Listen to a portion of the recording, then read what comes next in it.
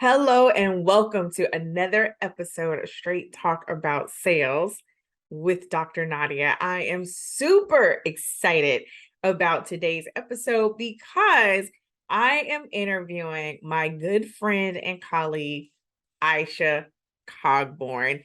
Isha is a founder, author, and host of her own podcast. She's also the founder of Epiphany Institute and Startup Life Support. And in our conversation, we talked about honing your message, getting your voice out there in the marketplace, cutting through the noise, honing in your ideal client, like really tying and connecting the dots between what it is that you're doing in your marketing activities and how it impacts your sales results. Trust me, this is an episode you won't want to miss. Tune in.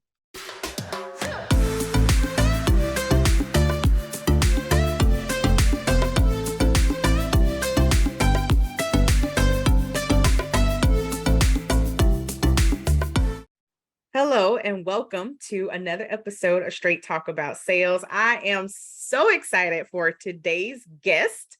She's not only a guest, she's also a really good friend of mine.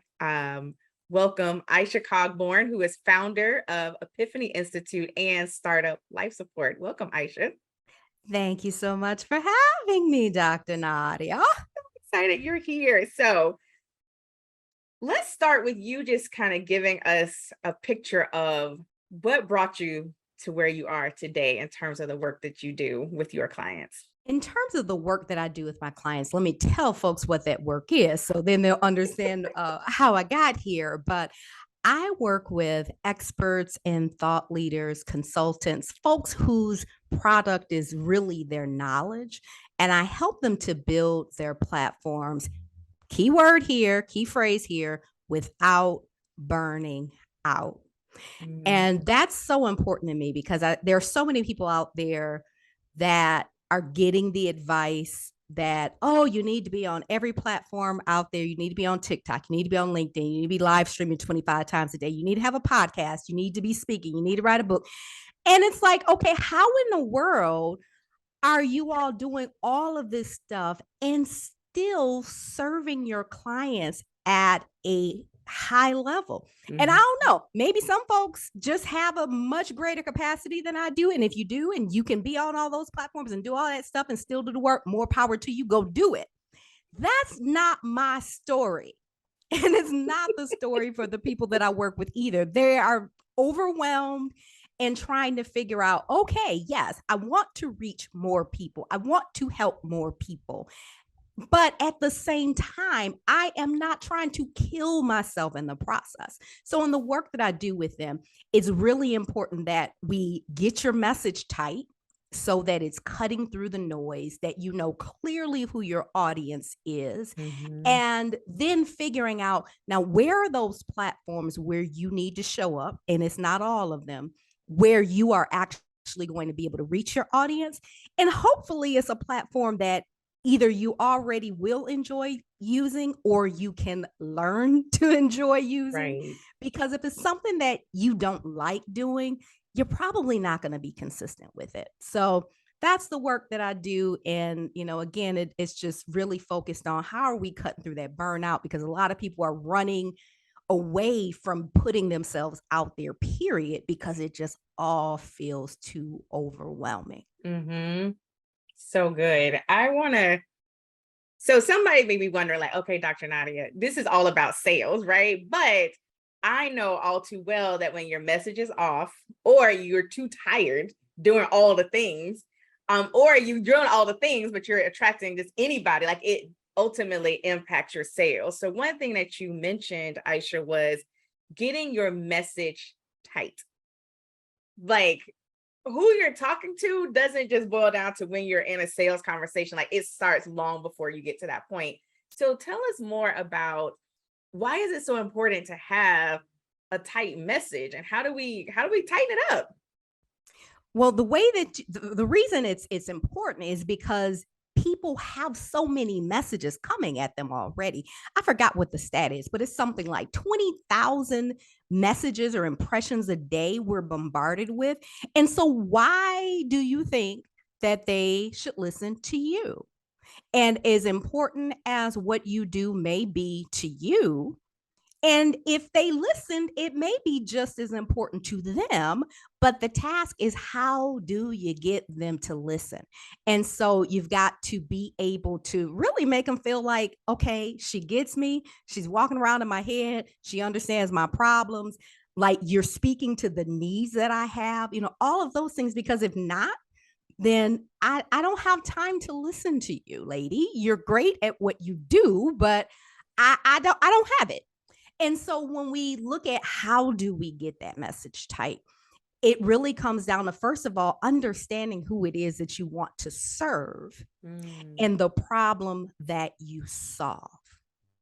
And when I ask people that question who come to me initially, if you're struggling to answer that, if you're struggling to answer the problem, what problem do you solve? You're probably going to be struggling with your sales, because you're probably approaching that sales conversation or your copy. If you go to your website and it's, okay, what does your program offer? It may be, oh, you get 5 sessions, or we spend the day together and you get a 50-page workbook and this and this and this and a bunch of stuff. Well, I don't care about the stuff. What is the outcome of me giving you my money? And so I want to know how I am going to be different. Yeah. And the way that we often describe the problem is different than the way our audience describes it, especially if you're not a person who's ever had the problem. True. So imagine this: if you're a personal trainer and you used to be at a weight that was not ideal for you and you lost weight, now you understand what that process feels like to perhaps go through those challenges that it took you to achieve that goal if you struggled with it. If you're someone who is just naturally thin and weight has never been a challenge for you, you may be just as good at helping me achieve that goal, but you've got to speak to me from the point of my challenges, the place of my challenge. And if you don't understand that language, if you don't understand what that feels like, then you're going to have a more challenging time cutting through and being able to, really make people feel like, okay, you get me. Yeah. So good. You're right. Like, if you don't know the problem you solve, because that's usually one of the first questions I ask, like when it comes to the sales piece, then the rest of it is just a hot mess. But one thing that I know personally that you do really well is really, well, 2 things. Because the other part of what you shared was also like, who's your ideal client? Like, who are you talking to? And some people have it so broad. They're like, well, I can help everybody. You could, but you probably don't want to work with everybody, right? So 2-part question. One is, how, what's the process, or how do people hone in on who they're trying to reach? Because just as much as there's a lot of messages coming at us, there's also a lot of people on the planet. The second piece to that is really around how to share how I'm different, right? Because there are a lot of personal trainers out there, but how do I, as a personal trainer, if I were one, do I stand out from the others as I'm trying to talk to my ideal person? And I know you have some gems around this. I've benefited personally from that. When it comes to figuring out who you want to work with, one of the most wonderful things that you can do for yourself and for your clients is to figure out who you're uniquely gifted to serve. Like you said, you can work with a whole lot of people. You're good at what you do, and they could all benefit. But if there is something about who you are that uniquely positions you with a certain audience, then again, it's going to help you to cut through that noise. It's going to help them to create a deeper bond and deeper trust with you. And likely you're going to help them to be able to get even greater results. So how do you figure that out? I have a framework that I created that I use with my clients in a number of different areas. I use it with corporate people when they're trying to position themselves for a promotion. I use it with business owners, but it's called the tail of the tape.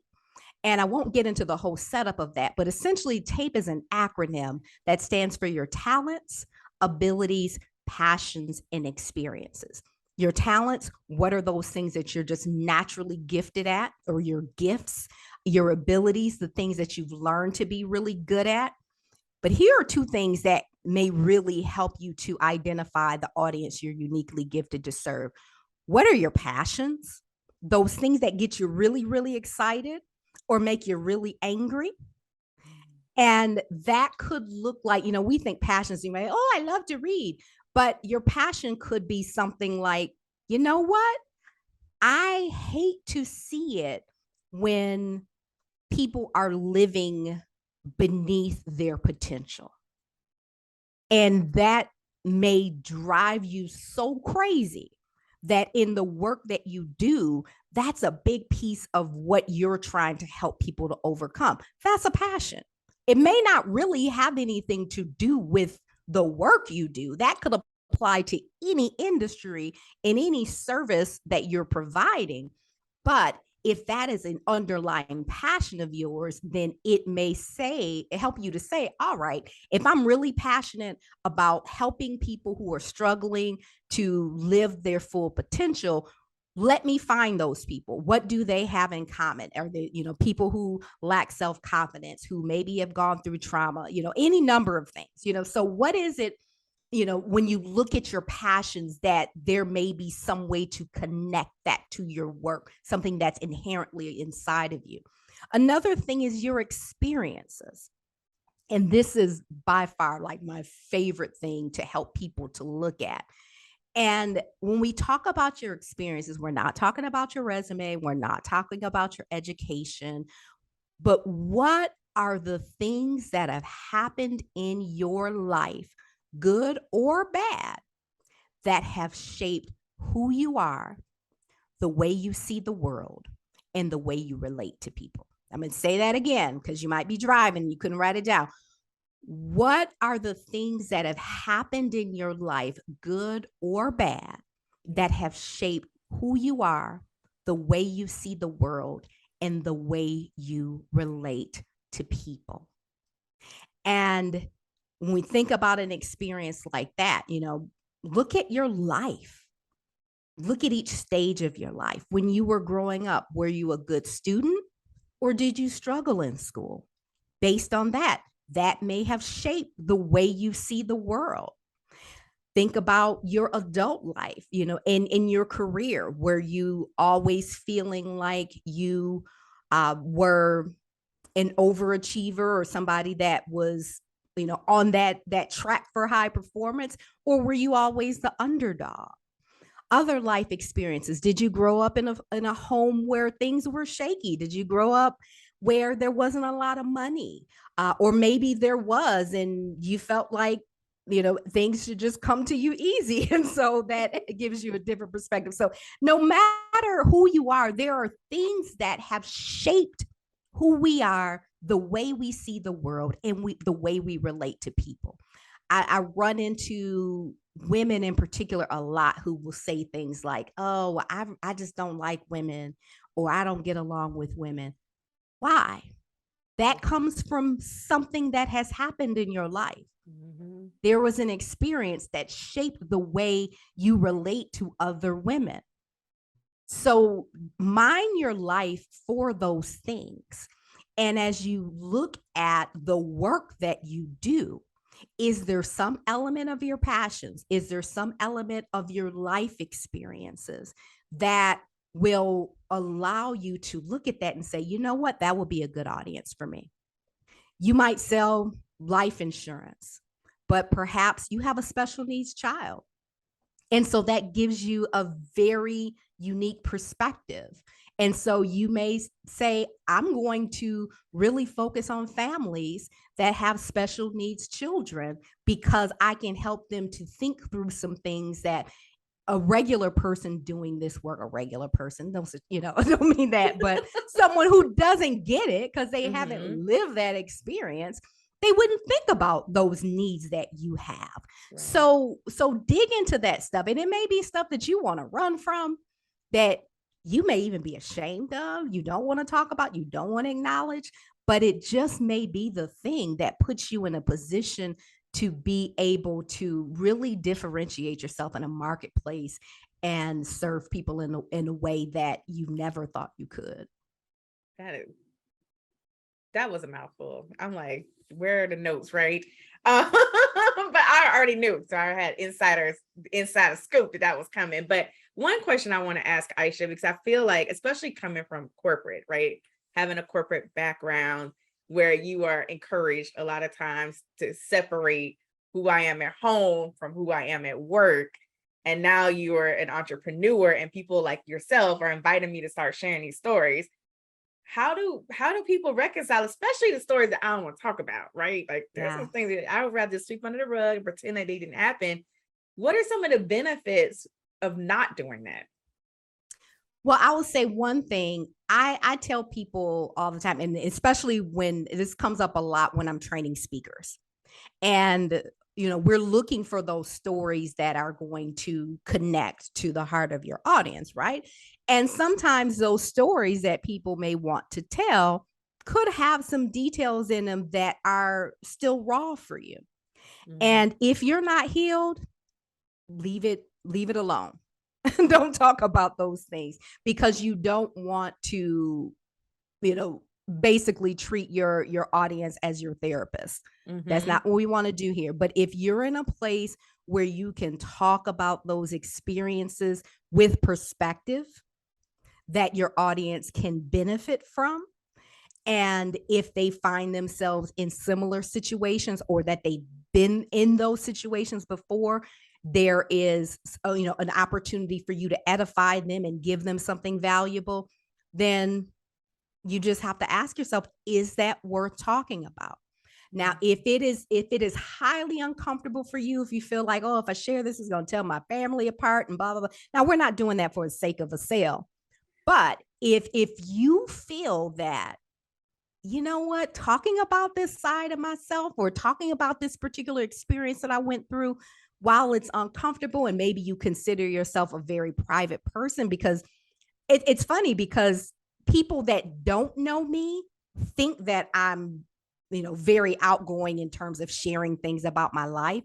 People who really know me know that I'm a pretty private person. Because there are things that, people in my inner circle know about me and know about my life that, the public doesn't know until there is a point that I feel like I want to talk about it. Right. And even in that, I do so very thoughtfully. It isn't like, oh, I had a fight with my husband today. I'm not married, and I'm going to get on live and I'm going to talk about this because there could be other people out there who are struggling with it. No, you're still in the middle of it. Right. No, we're not doing that. We're not doing that.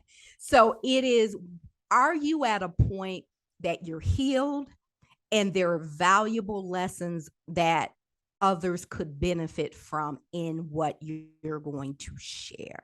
And that is the key. That is so good. So good. I want to circle back to something you mentioned earlier, Isha. So one of the things that I hear a lot from clients, especially when it comes to the marketing and messaging side, is how do I get in front of more of my ideal client? Like, I feel like, all of us kind of have that question sometimes. And you mentioned like not being on all the things, because I can't even keep up. I feel like the old lady now. I do feel like an old auntie where I'm like, wait, what? What is this thing, this new thing, right? Yes. So what do we do? Like, how do we narrow it down? How do we not try to keep up with all of this stuff and still feel like we are doing what we need to do in order to build a thriving business? Yeah. So it comes back to, and all this really stacks on top of each other. So once you figured out this is the problem that I solve and this is the audience that I want to serve, then we're looking at, okay, where are those people at? And then also, based on what you do, what platforms are going to be ideal for you to share with them? If you're a stylist, Instagram is probably your favorite platform because it's very visual and the work that you do is very visual. So you're probably going to choose Instagram and YouTube because then you can demonstrate what you're doing. But let's say this too. Let's say you decide, I really want to reach professional women. Then you may take those same videos that you're creating on YouTube and share them on LinkedIn, those that you find are appropriate, because LinkedIn is wonderful. Like if you haven't been on LinkedIn in years, it is not the LinkedIn of the days of old. It is truly a content sharing platform now. Most people have capabilities for LinkedIn Live. You can share videos, you can share files. There's so much more that you can do now that you couldn't do before. And there aren't a whole lot of people creating content on LinkedIn. It's still maybe only about 5% of the users. And so it isn't going to be as noisy as Instagram or Facebook or YouTube.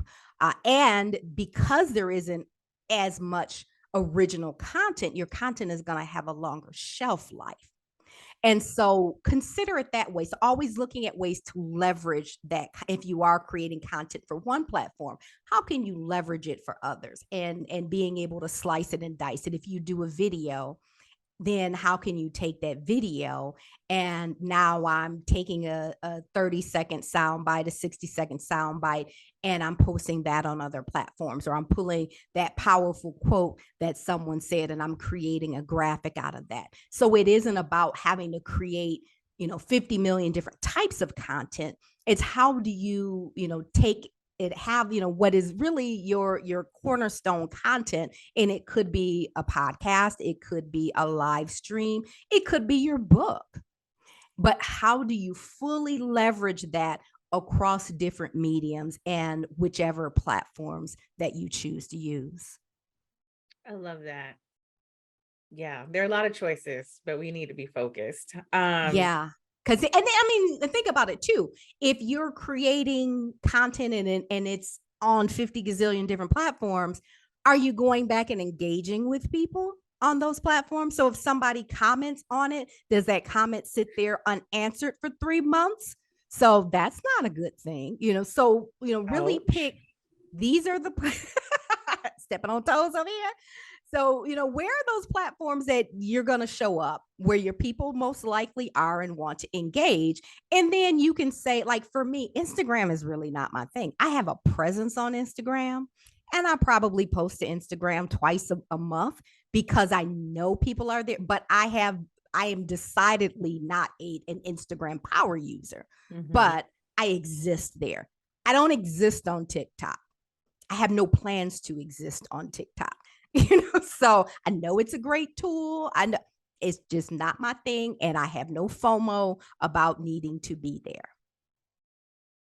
I have a TikTok account, but I have one. I have an account. Ask me if I've ever posted anything. I haven't posted anything. That's when the old auntie, I was like, how do I? Yeah. Anywho, yeah, that's a whole look, other my story. 10-year-old, well, she's 12 now. My little cousin, I was home for Christmas one year and she had me dancing on TikTok with her. And so then she made me create an account so that she could use my account to go and like her videos.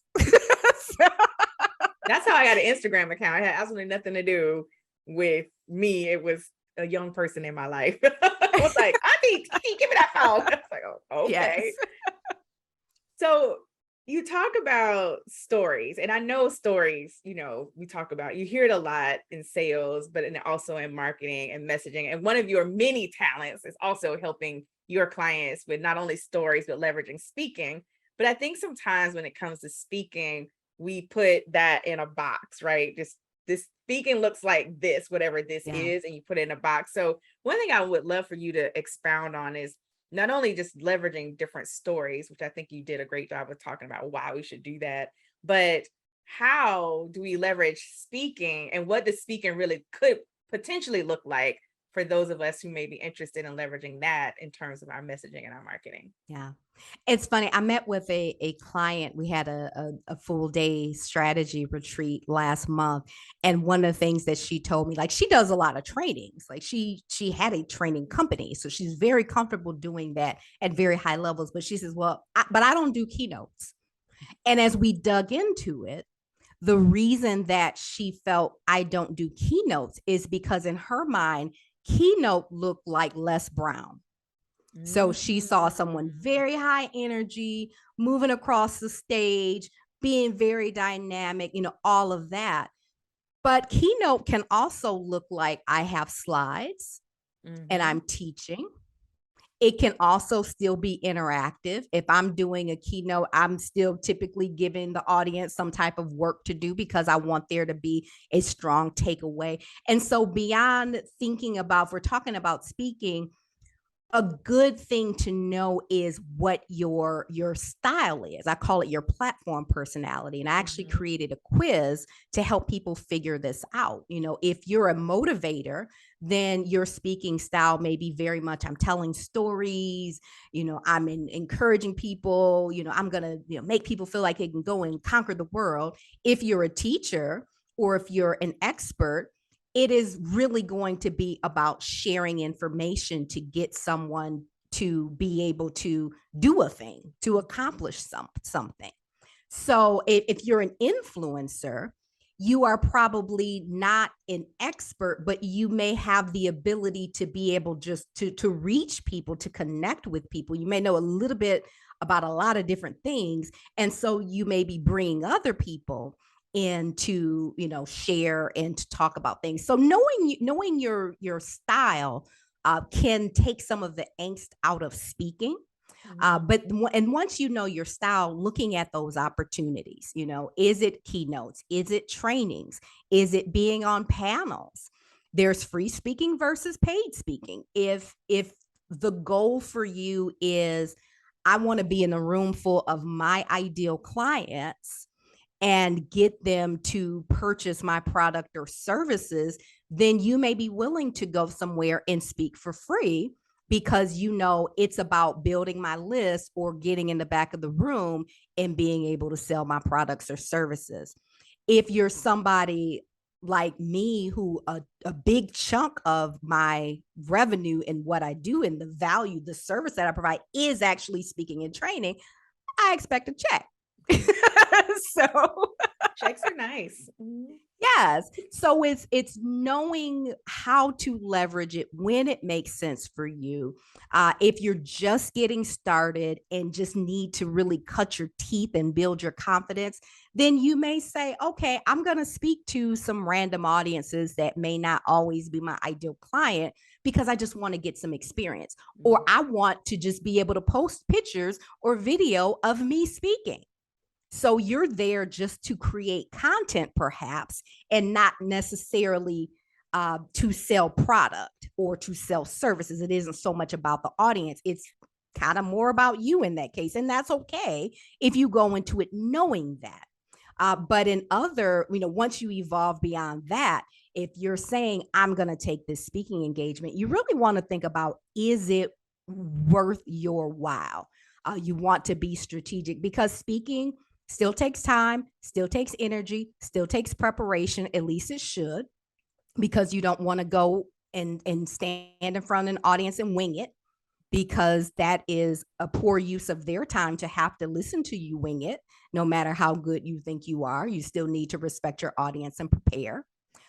So in accepting those speaking engagements or determining that you're going to get out there and do it, same thing for podcasts, same thing for, all of that too. You want to look at, is this going to get me in front of my ideal client?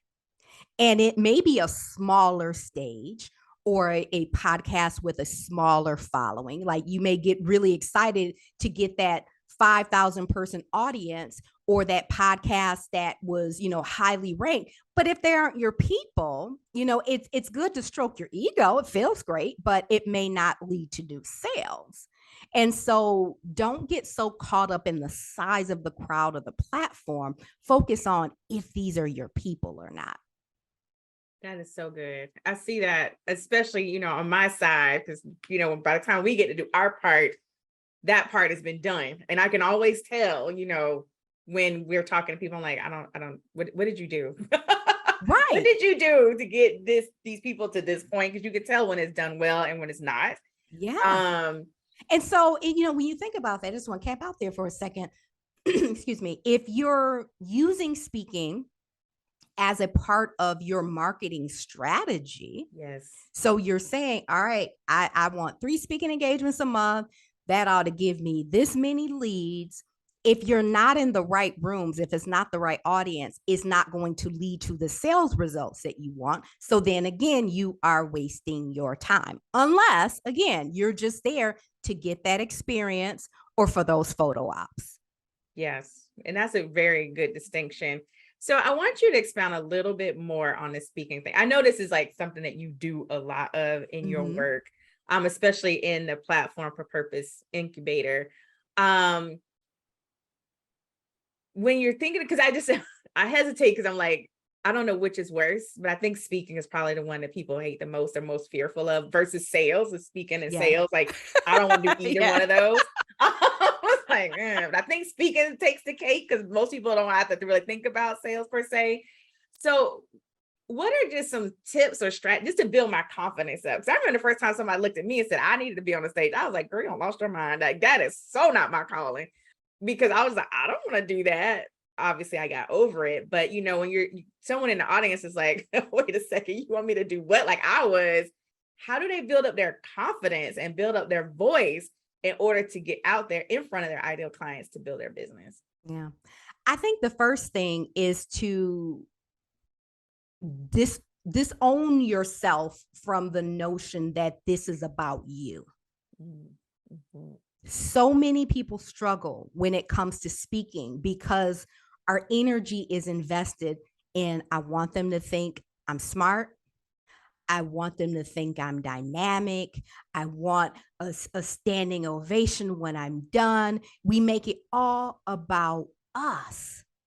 But it's not about us. It's about your audience. It's about the people that you're there to serve. No different than when you're doing the thing that you do to serve your customers. It's about them. It's not about you. Same thing when you get on that stage.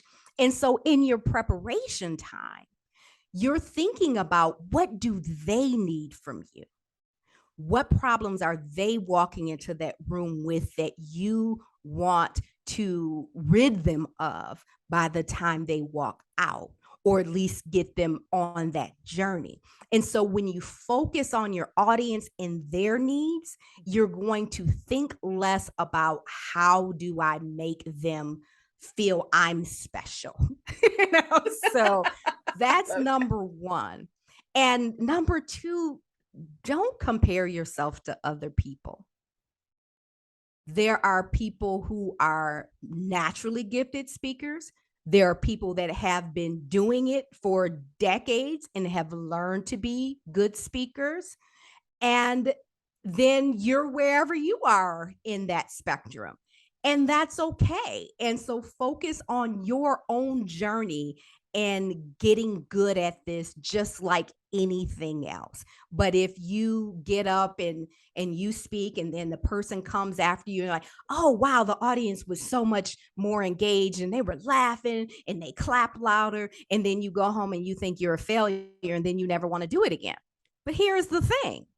Ask yourself, did I give the audience what I came there to give them?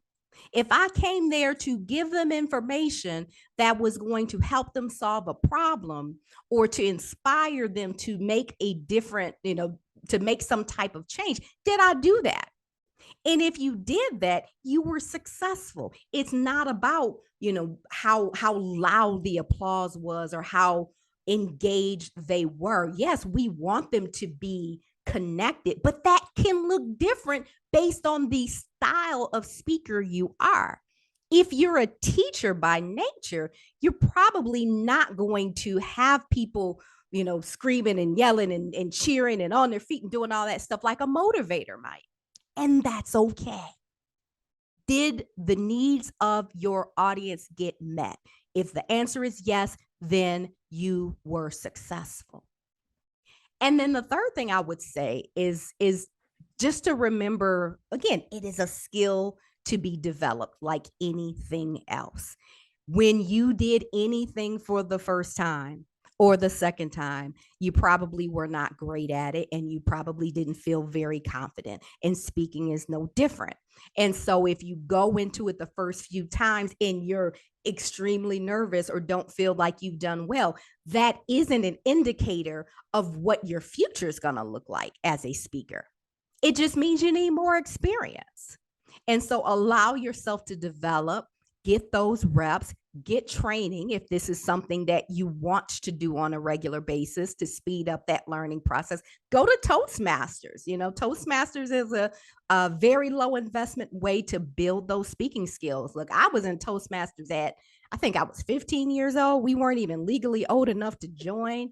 And one of my high school business class teachers, he made us join Toastmasters because we were doing competitions where we had to speak. And so he wanted to make sure that we developed that skill set. So there are ways that you can get that need met in any variety of sources. But if it's important to you to be good at speaking and it's something that you want to do on a regular basis, then, put in effort to develop that skill. I love it. You said a mouthful. There are just so many, because it's very tempting. I will say this, it's very tempting to compare yourself to other people. Yeah. And I remember when I was on my beginning journey, even thinking about putting my toe in the ring, one of the things I was like, why do they need another speaker? Like there's so many speakers out there speaking on the topics that I spoke to speak on.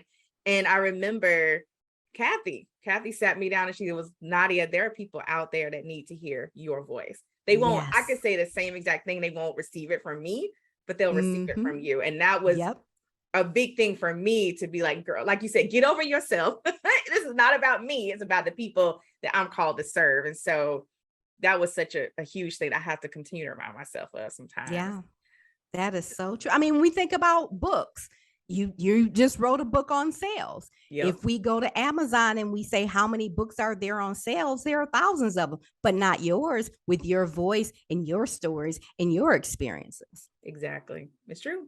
It's true. Yep. So as we prepare to wrap, I just want you.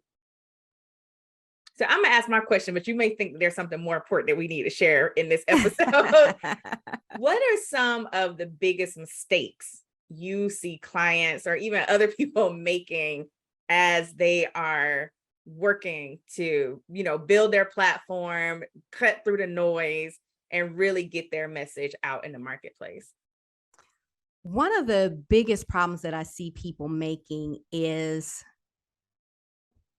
thinking that you can stay in front of the exact same people and expecting platform growth.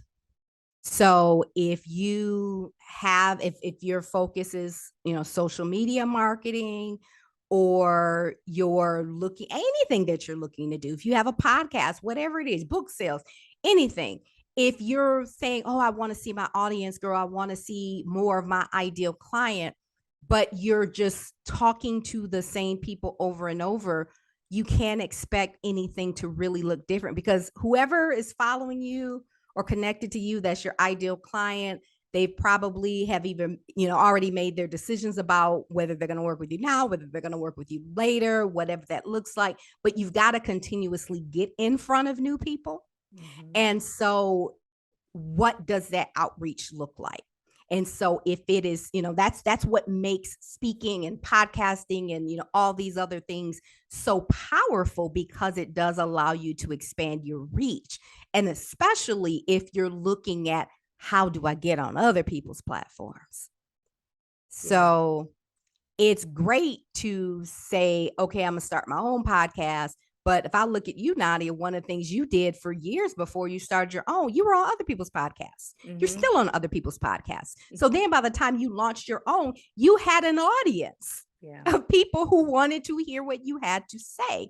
And so if you're launching with whatever you do with audience, look at what are those things that you are doing that are getting you in front of new people, not new things to get in front of your same people, but how are you getting in front of new people? Because that is going to be what is going to strongly impact your success when it comes to sales. And the other thing that I would say is, in all of this, all of the effort that you may be putting in around speaking and media and all this other stuff, you got to make sure that you have the sales side of it right. Mm-hmm. Unless your goal is just, I'm just trying to get a message out there. And if so, then it's just about what does that audience growth look like for your platforms or your reach. But if it is, I want to get in front of more people and help more people so that ultimately then I'm able to work with them through my products and services, then you've got to make sure that you are making that connection for them. So if you're speaking, there needs to be some type of call to action to get them back to your platform. Amen. If you're at an event and they can set up a table for you, making sure you're getting people signed up for your email list so that then you can continue that conversation. Making sure if you're on social media, then they're connecting with you on your platform of choice. But you can't just show up on that stage or on that podcast interview and then you're done. You've got to extend that invitation to continue the relationship. And then once you've done that, what is that next step? So if you don't have the conversation guide ready and don't have that process in place to convert that person who was an audience member into your client, then why are you doing it? That's so good. Why are you doing it? You're doing stuff, and you're burning yourself out. And then you look and you say, well, I did all that, but I didn't make any more money this year. And it's because while you were sharing the information and helping all the people, you were never extending that invitation to continue the conversation or to continue to build the relationship, which means now you still have no clients. You gave them all those goodies, taught them all that stuff. And they said, you know what? I need to do more with that. Let me see who can help me. Because you didn't tell them that you could. So now they just went to go work with somebody else. And we think they'll get it subliminally. We're like, no. Wait, what? It's like, no. You have to say it out loud, like kindergarten style. Yes. But it goes back to what we talked about in the beginning. People are bombarded with tens of thousands of messages a day. And so if you do not spell out for them exactly what you want them to do, they are not going to do it. Yep. So true. So good. So Isha, I could talk to you all day. But we got to wrap it up. So you mentioned continuing a relationship. How can people continue their relationship with you now that they're in love with you? I know you mentioned your quiz. I definitely want you to share that so people can take that. But, how do they connect with you on social, on your website? Like, give us all the deets. Yeah. So I encourage you to connect with me on LinkedIn and Facebook are my primary social media platforms. But I would love for you to take that quiz. It is on the Platform for Purpose website. But I encourage you to take that platform personality quiz. That is going to let you know what your most dominant style is. You may have, more than one style in you, but that dominant style is going to let you know what are those platforms that are probably going to feel most comfortable to you. What is that style of showing up that is probably going to be most authentic to you and keep you from comparing yourself to other people? And so I encourage you to take that, and then you can connect with me, Facebook, LinkedIn, and you can visit us online at platformforpurpose.com. Yay. Thank you so much, Isha, for being here with us today. My pleasure. My pleasure. And stay tuned. We'll be back for another episode of Straight Talk About Sales.